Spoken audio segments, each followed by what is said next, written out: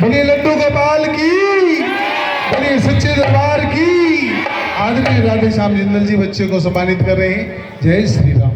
आइए अगला सीन हम सभी के बीच बिल्कुल तैयार लंकेश दरबार और अंगद जी।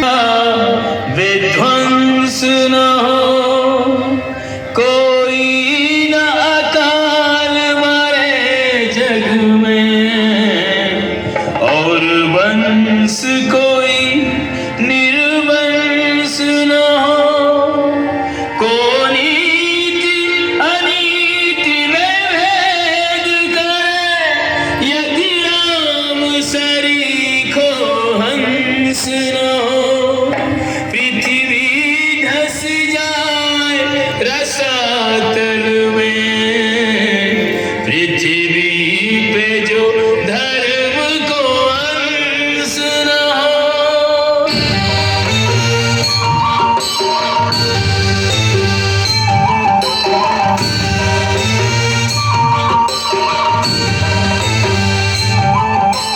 राक्षसों के दल बीच अंगद चला है, ऐसे निर्भय सिंह जैसे हाथियों के दल में।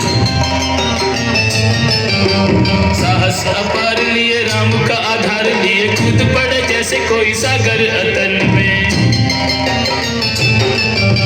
रुके न किसी के रोके, बढ़ता ही चला जाए सूर्य का प्रकाश जैसे घन जंगल में। राम जी की सेना में है बड़े बड़े योद्धा, पर अंगद सा एक न विवेक बुद्धि बल में। राम जी की सेना में है बड़े बड़े योद्धा, पर अंगद सा एक न विवेक बुद्धि बल में।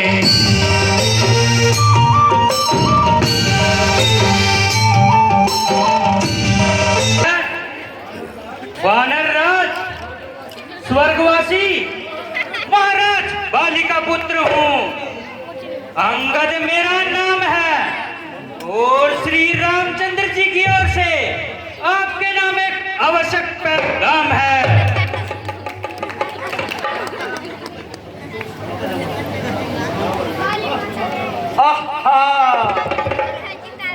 मेरे मित्र बाली के भजन कहिए, आपके क्या तो आनंद है।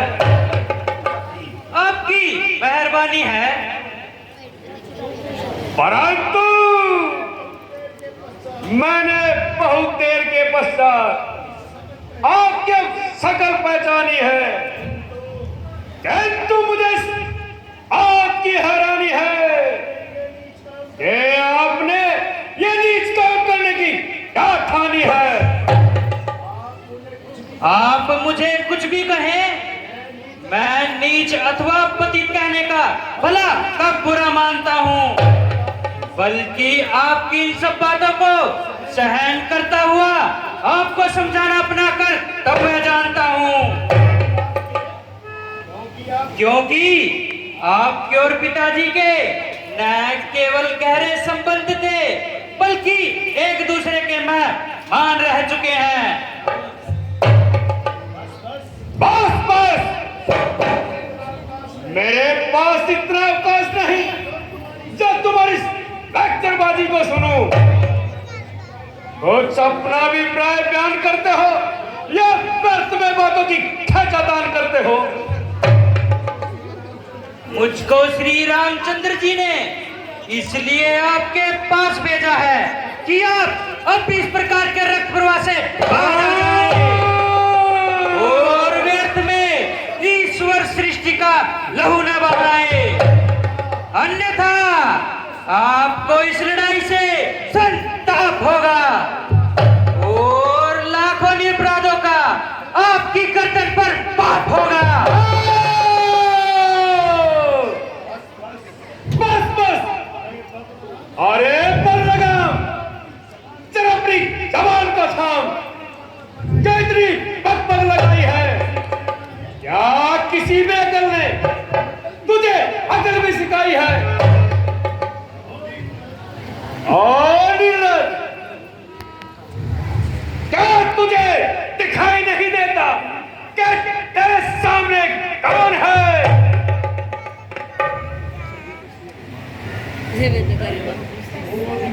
अभिमानी रावण, वास्तव में तेरा कसूर नहीं, बल्कि ईश्वर को यह कुल संसार में होली के काल चक्कर ने तेरी बुद्धि पर पर्दा डाल दिया है और सोच विचार कर तेरे भीतर से निकाल दिया है। शौक है मेरा यहाँ आना ही बेफायदा हुआ, वक्त है अब भी संभल क्यों मौत का से हुआ। तेरी बातों से ही तेरा क्या बेफायदा हुआ, क्या विभिक्षणा पे कुल में नहीं पैदा हुआ। आप अपनी सोचिए क्या फिक्र मेरे बाप की होने वाली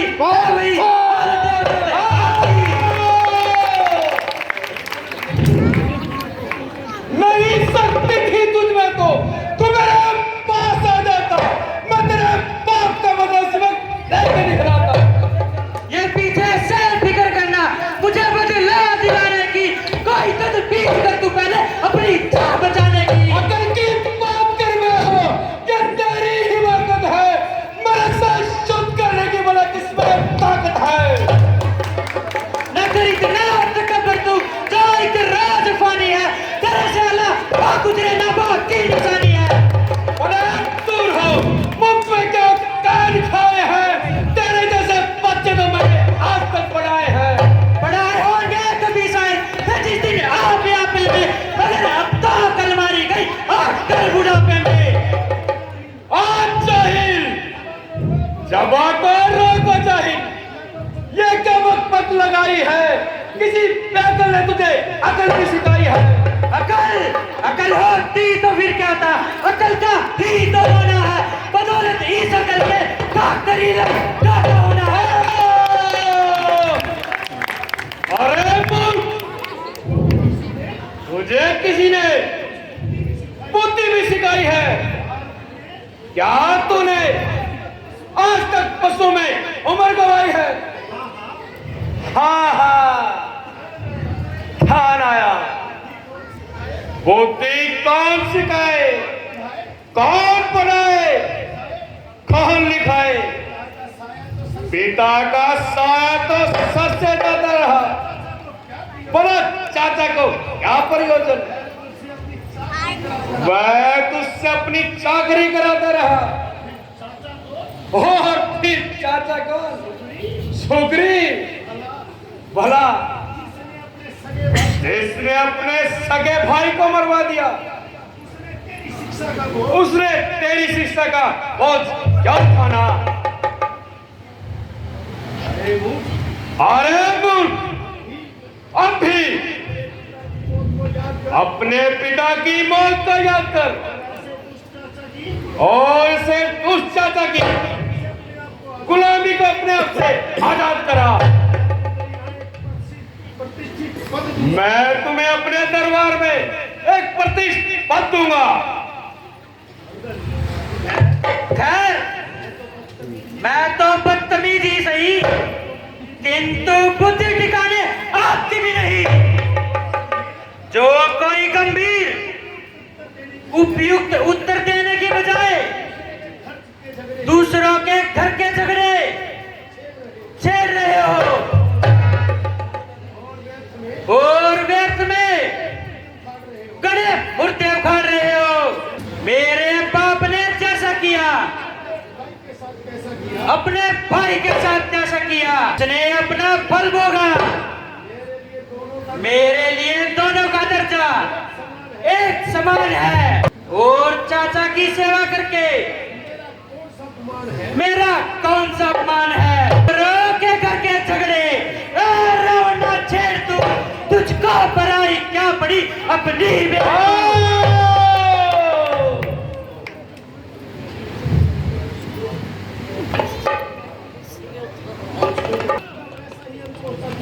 आपका वैसा ही अंत होता दिख रहा है। निसंदेह आपके सिर पर कार मंडरा रहा है। जिस समय रामचंद्र जी लंका पर बाण बरसाएंगे तो आप एक एक सांस को तरसेंगे।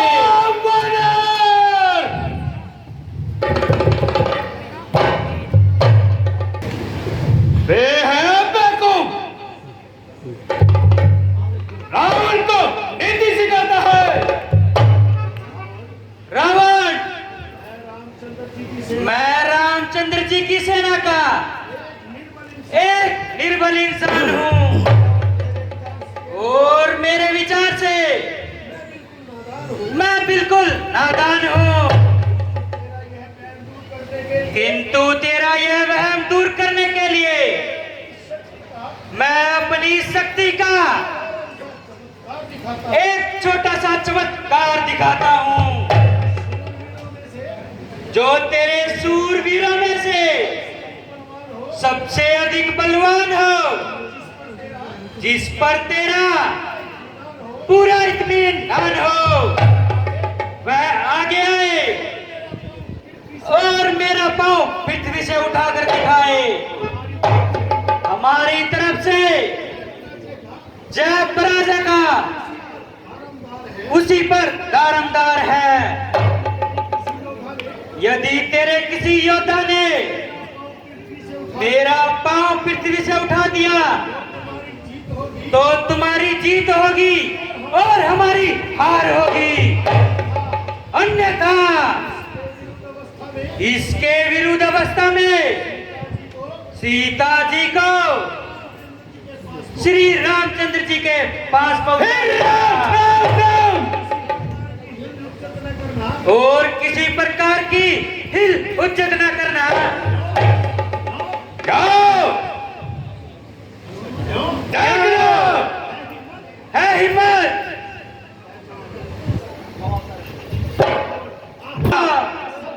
हमें सच स्वीकार है। कहीं तुम बाद में होकर न जाना।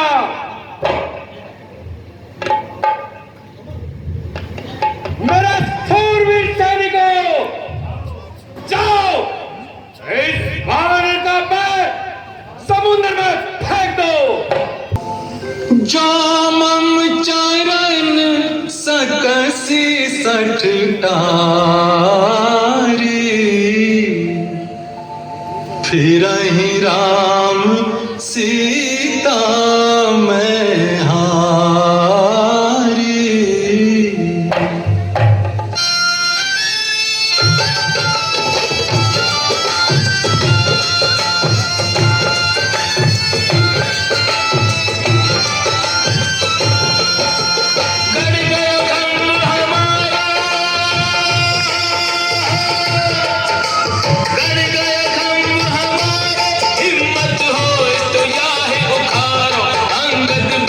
सभा में ठारो बोले राम जी की जय। अंदर बीच सभा में ठारो बोले राम जी की जय।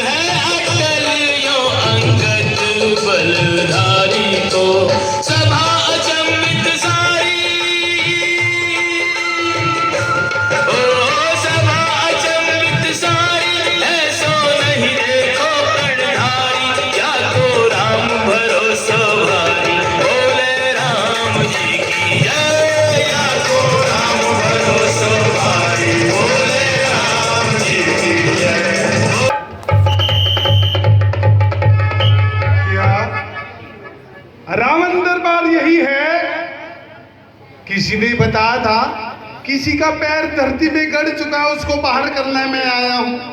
कितने पैसे मिलेंगे भैया? हैं? बहुत दूर से आया हूँ भैया, 100 रुपये मिलेंगे बस। 2 रुपये? सारी जीरो उड़ा दी आपने। चलो कोशिश, आप एक भी उठाओगे? मेरे को क्यों बुलाया फिर? ओके ओके, थाली बजाओ एक बार। पैर उठाना है या नहीं उठाना, पहले तो ये बताओ सारे। नहीं उठाना ना?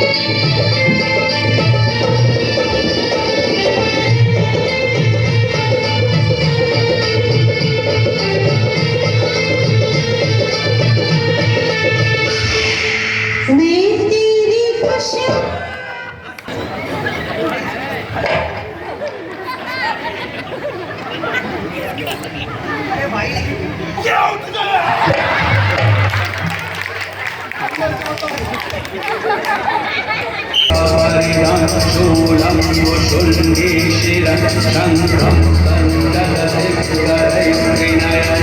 सर्वाङ्गभूषावृतां खड्गं चक्र। ऑनर के पैर को उठाओ।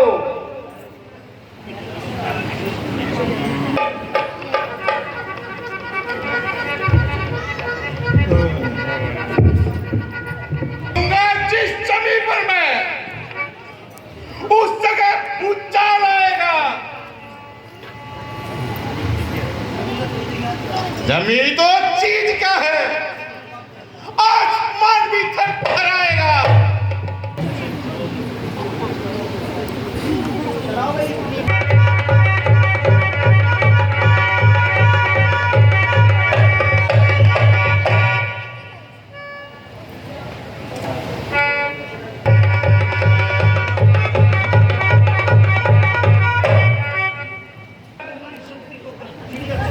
आज तुम्हारी शक्ति को क्या हो गया?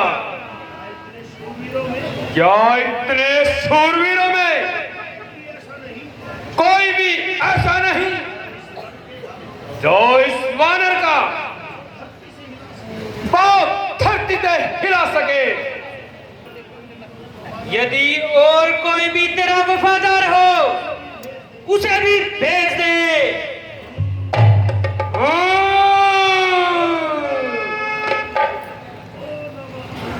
जिस तरफ मैं आंख फेरूं देवता तक कर जाए। क्रोध की अग्नि में लाखों वीर चल चल के मर जाए। जिसको दाबू में वो रसातल तक जमीन में फंस जाए।